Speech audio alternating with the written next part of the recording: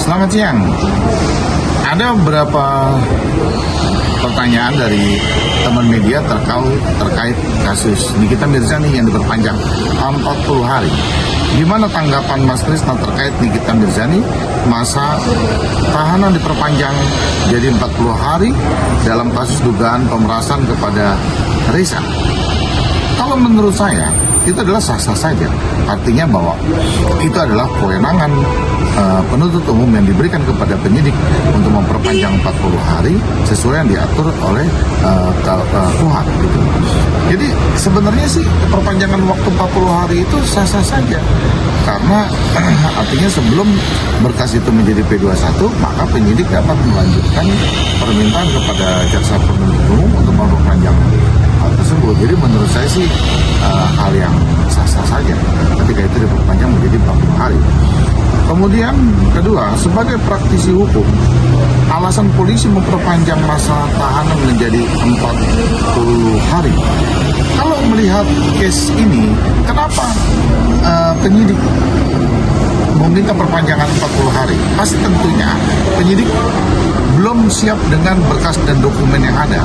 Pasti tentunya penyidik akan mempersiapkan pemberkasan dokumen-dokumen itu, kemudian juga sambil menggali di dalam kasus itu, didalami kembali atau dikembangkan. Mungkin ada hal-hal yang berkaitan dalam kasus ini yang belum tuntas oleh penyidik. Jadi penyidik minta perpanjangan waktu 40 hari di dalam hal ini. Kan biasa. Jadi penyidik itu bagaimana? Karena dia sudah melakukan tersangka, baik kan mentersangkakan NM.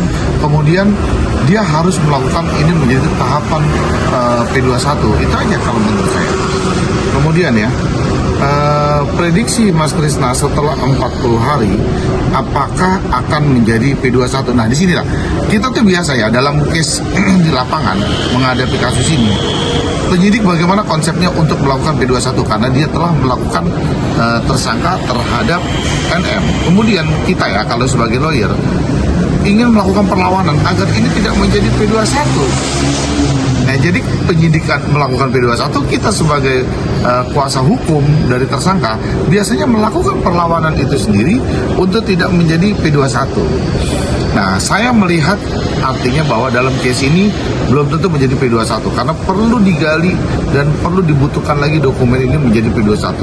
Dan buat saya terutama adalah setiap tersangka belum tentu bersalah. Karena nanti ya kan ketika dia bersalah atau tidak bersalah, itu adalah pengadilan yang menentukan. Artinya ketika dia tersangka, kalau itu menjadi tahapan P21, maka dia akan menjadi terdakwa. Nah ketika dia menjadi terdakwa, belum tentu dia bersalah sehingga dibebaskan oleh pengadilan. Kita lihat aja case-nya nanti ya, kita lihat case-nya nanti. Kemudian nomor 4 ya. Jadi kalau nomor 4 sih pertanyaan menurut saya dalam kasus NM dan FG ini adalah salah satu kasus yang sedang ramai dibicarakan di publik. Apalagi kalau sudah menyangkut nama seorang artis besar seperti NM, pasti tentunya kasus ini akan menjadi perhatian publik dan akan disoroti gitu. Tapi terutama yang penting tentunya sebagai praktisi hukum kita harus tetap tajam dalam menganalisa hukum untuk menjaga dan menertibkan keadilan. Itu aja.